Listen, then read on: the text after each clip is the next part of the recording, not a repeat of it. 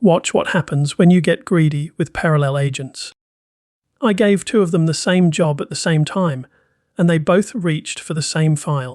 The first one finished, wrote its change, and moved on. Then the second one finished and wrote over the top of it. No error, no warning. One of the exports just quietly disappeared, and the app broke 3 files away from where I was looking. Parallel agents are fast, but point 2 of them at the same file, and fast is not what you get. You get a mess nobody told you about. So here is the real skill this episode is about. A task lands on your desk. Before you delegate any of it, there is one decision to make, and almost everyone skips it. Should this work run in parallel, all at once? Should it run in sequence, one step feeding the next? Or should it run in the background, off to the side, while you keep going? Get that one call right, and agents make you faster. Get it wrong, and you are debugging conflicts you created yourself. Let me give you a simple way to decide. Start with parallel, because it is the one people reach for first and break first. Parallel is for work that does not touch. Watch this. I point Claude at 3 different parts of the code base at once. One agent reviews the auth folder for security, another speeds up the API for performance, a third writes docs for the utils folder. 3 separate folders, so they never open the same file, and they can never overwrite each other. The safest version of this is research, because reading cannot break anything. 3 agents, 3 folders, answered in the time of 1. The rule is not how many agents you can start, it is whether the work can happen on separate ground. Directory by directory is usually safe. 2 agents inside the same file is not.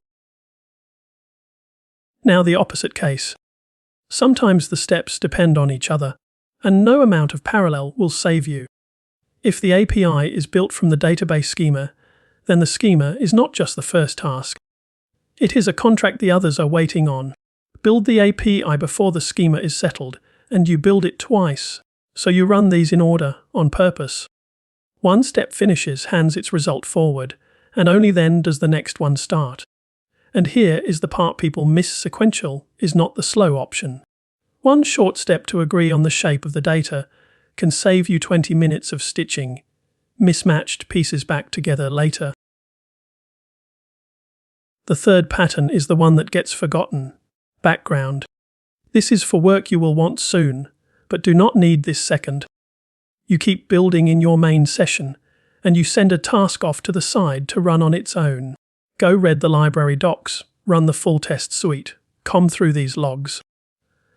None of that needs your attention while it happens, and none of it should freeze the thing you are actually doing.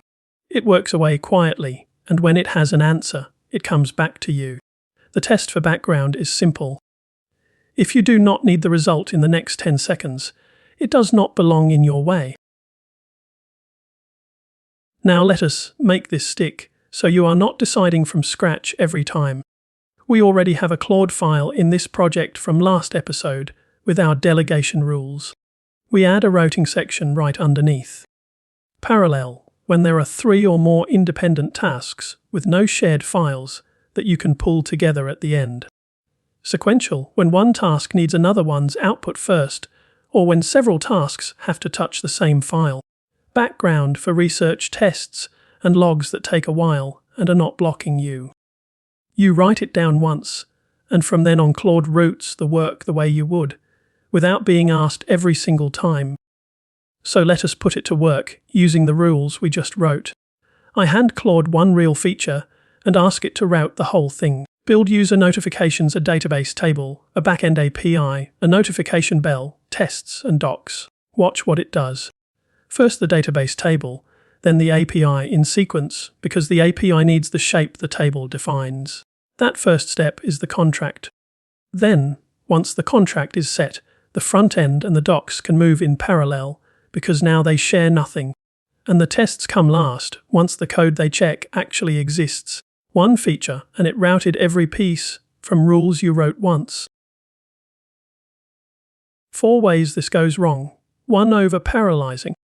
You split a job into 10 tiny agents, and the overhead of starting them and pulling them back together costs more than it saved. 2 under parallelizing, the opposite. You have 5 independent files to research, and you read them one at a time, like the agents were never there. 3, and this is the expensive one, shared files. 2 agents editing the same export, the same config, the same migration. That is the silent conflict from the start of this episode, and it is the one mistake that actually corrupts your work instead of just wasting time. And 4, no synthesis. Your parallel agents all come back with good findings, and then nobody pulls them together, so the answers just sit there. Fan out is only half the job. Someone has to fan in. So, to recap, before you delegate route, independent work that does not share files, run in parallel. Work where one step feeds the next, run in sequence, and treat that first step as a contract. Work you will want soon but do not need now, send to the background. And whenever agents fan out, make sure something fans them back in. Write those rules into your Claude file once, and the routing stops being a guess. Next time, we stop letting Claude pick the agents for us, and we build our own custom agents and our own /commands. So the right specialist shows up the moment you need it. The project is linked below. Go and route something.